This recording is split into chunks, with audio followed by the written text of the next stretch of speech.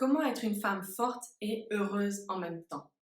Donc bonjour à toutes, mon nom est Leila Jedidi et si tu ne me connais pas encore, j'accompagne les femmes qui sont constamment insatisfaites d'elles-mêmes, dans l'hyper-exigence et je les aide à ne plus passer à côté de leur vie et à se lever tous les matins en mode je suis super heureuse d'être la femme que je suis.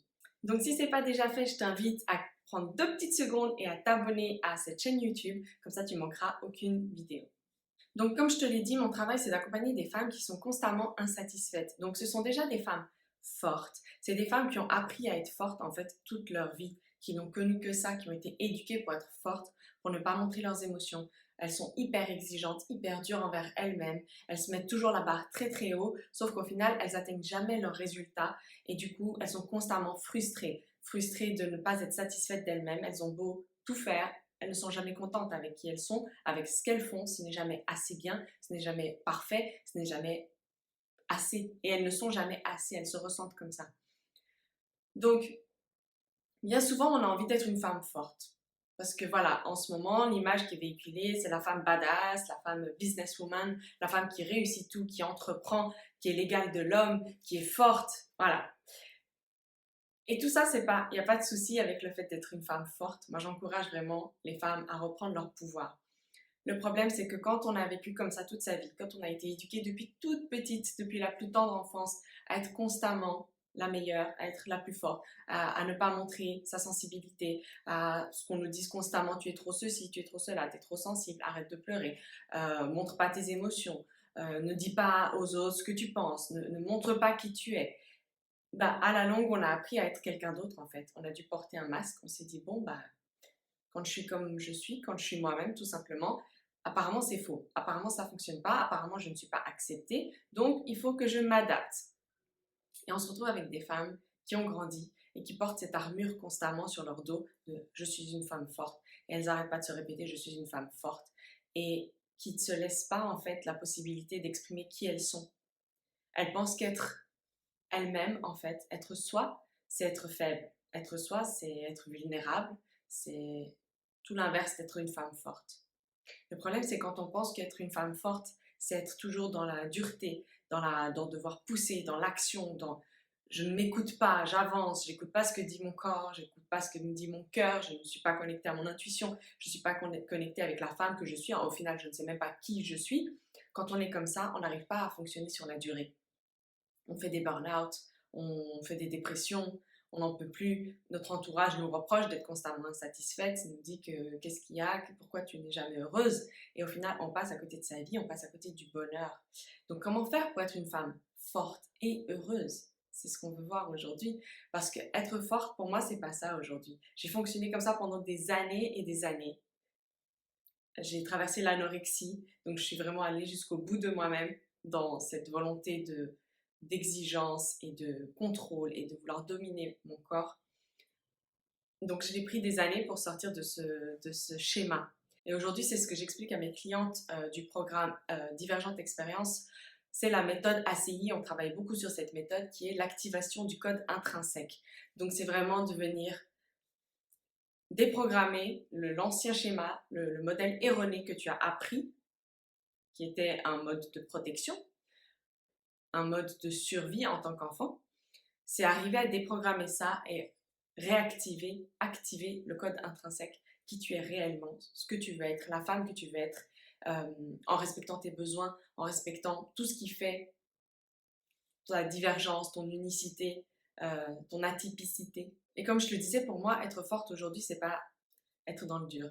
Être forte, c'est pouvoir passer à l'action, certes, pouvoir savoir où on va, avoir une vision claire, euh, savoir mettre des objectifs devant soi, savoir planifier. Mais pour moi, ça a tellement plus de valeur et tellement plus de force d'être reconnecté à la femme qu'on est, de pouvoir s'aimer sur le chemin. Et ça a la même importance pour moi d'être une femme forte qui passe à l'action, qui avance, qui réussit dans la vie, avec une femme qui est connectée avec qui elle est, qui s'aime profondément, qui n'est plus en guerre contre elle-même, qui a cette paix intérieure et qui l'emmène avec elle partout. Parce que là, tu multiplies ta puissance. Là, tu deviens une femme forte, oui, une femme puissante, une femme magnétique et une femme heureuse par la même occasion. Ce qui, pour moi, il n'y a pas plus belle énergie que le bonheur, de transmettre ce bonheur. Tu vibres plus haut, tu transmets cette énergie, oui, ce rayonnement à tous tes proches, à tous les gens qui t'entourent. Et tu élèves le niveau en fait de cette façon-là. Et pour t'aider déjà, je t'inviterai à te poser 3 questions. La première, qu'est-ce que c'est prendre une feuille et un papier et de noter, c'est très important. Qu'est-ce que c'est pour toi qu'être une femme forte? Qu'est-ce que représente, c'est quoi la femme forte dans ton idéal? Quelles sont ses valeurs? Qu'est-ce qu'elle fait? Comment elle est? Comment elle parle? Comment elle agit? Qui est la femme forte que tu imagines dans ta tête? Donc la deuxième question que je t'invite à te poser, c'est de faire la liste en fait de tous tes besoins. Tu prends une feuille et toutes les choses qui te donnent de l'énergie dans la vie. Quelles sont les activités, quelles sont les choses que tu peux faire qui, à chaque fois que tu le fais, te donnent de l'énergie, font élever ton niveau d'énergie. Et à côté, de faire la liste en fait du contraire de tout ce qui pompe ton énergie. Qu'est-ce qui te draine? Qu'est-ce qui, quand tu fais cette action, quand tu es entouré de telle ou telle personne, dans telle ou telle situation, quelles sont les choses qui te vident complètement et qu'après tu es complètement lessivé et tu mets 3 jours à récupérer? Car c'est la base, c'est d'apprendre vraiment à se connaître et à mieux se connaître pour pouvoir en fait respecter ses besoins, respecter qui on est et apprendre à s'écouter. Et la troisième question, elle va vraiment t'aider à travailler sur ton état d'esprit, c'est de comparer les réponses de la première question, donc qu'est-ce que pour toi une femme forte, tout ce que tu as noté, et de comparer avec les besoins, les choses qui t'énergisent avec la deuxième question, et de voir est-ce que c'est possible de les mettre en relation, ou est-ce que tu ressens des résistances, parce que ça c'est très important, quand tu ressens des résistances, typiquement personnellement le mot vulnérabilité, pendant très longtemps il me faisait réagir, il me faisait, j'aimais pas du tout ce terme. Parce que pour moi, être vulnérable, c'était être faible, tout simplement. Donc, regarde la liste, la première liste de ce qu'est pour toi une femme forte et compare-les avec les besoins, les choses qui te donnent de l'énergie au quotidien.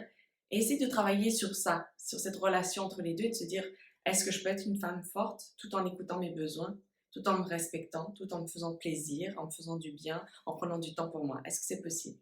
Donc voilà, je t'invite à travailler là-dessus.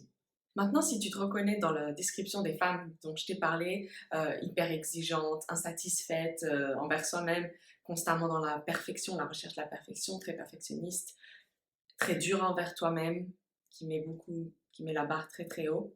Et si tu te reconnais là-dedans, je t'invite à assister à la masterclass que je viens de réaliser. C'est une masterclass qui est offerte. Donc, réussir à sortir de ce schéma où je t'explique la méthode pas à pas que j'ai utilisée pour passer de je me déteste à aujourd'hui, je me lève tous les matins heureuse d'être la femme que je suis et heureuse d'être 100% moi. Donc, je te laisse cliquer, le lien se trouve juste en barre de description. Et rappelle-toi, être forte, ce n'est pas lutter contre soi-même, mais être forte, c'est vraiment réussir à avoir la capacité de voir la beauté intérieure et apprendre à s'aimer. Donc sur ce, je te souhaite de passer une très belle journée et à très vite. Ciao!